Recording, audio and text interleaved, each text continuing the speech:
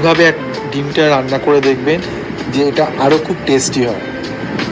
এর জন্য আমি কি করেছি, গ্যাসের মধ্যে নুন দিয়ে 3টে ডিম সেদ্ধ করে নিয়েছি। ডিমগুলো সেদ্ধ হয়ে গেলে উপরে চোলাটা চুলে ডিমের গাটা একটু কেটে দেবো।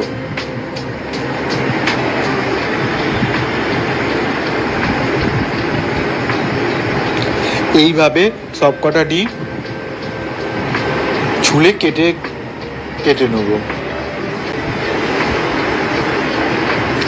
এরপর কড়াইয়ের মধ্যে প্যান বসিয়ে দেবো, দিয়ে এটা গরম হয়ে গেলে এর মধ্যে গোটা ধনে, জিরে, 2টো এলাচ, গোলমরিচ আর শুকনো লঙ্কা একটু ভেজে নেব।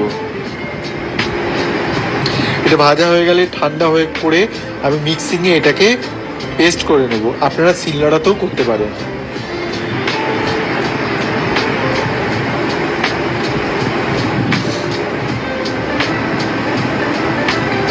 এবারে আমি অল্প একটু টক দই নেব,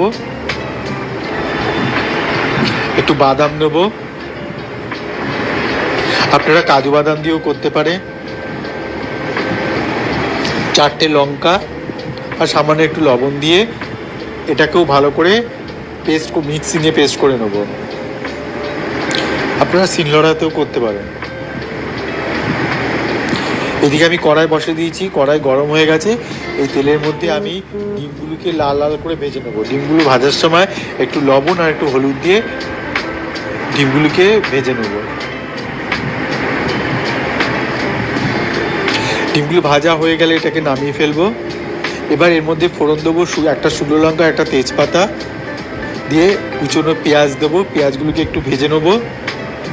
পেঁয়াজগুলোকে একটু ভাজা হয়ে গেলে এর মধ্যে আদা আর রসুন বাটা দিয়ে দেবো। আদা আর রসুন বাটাটাকে একটু ভালো করে ভেজে নেবো। নেওয়ার পর এর মধ্যে দই আর বাদাম মিক্সটা দিয়ে দেবো। দই আর বাদাম মিক্সটা দেওয়ার পর এর মধ্যে লঙ্কার গুঁড়ো, ধনে গুঁড়ো, জিরে গুঁড়ো, হলুদ দেবো, দিয়ে ভালো করে কষিয়ে নেবো। যখন এই গা থেকে তেল ছাড়বে তখন এটাতে জল দিয়ে দেবো। জল দিয়ে জলটা যখন ফুটে যাবে তখন ডিমগুলোকে দিয়ে দেবো। কিছুক্ষণ ফোটানোর পর ভাজা মশলাটা এর ওপর দিয়ে দেবো। দিয়ে এটাকে ভালো করে নাড়িয়ে নেব। নাড়িয়ে তারপরে টমাটো কুচি দিয়ে দেবো। টমাটো কুচি দেওয়ার পর 4-5 মিনিট এটাকে ফোটাবো। ফুটিয়ে যখন দেখবো টমাটোটা সেদ্ধ হয়ে গেছে তার মানে আমার এটা কমপ্লিট। এবার নামানোর আগে ধনেপাতা দিয়ে দেবো। যদি আমার রেসিপিটা ভালো লাগে অবশ্যই জানাবেন, কমেন্ট সবাইকে শেয়ার করে দেবেন। আপনারাও বাড়িতে ট্রাই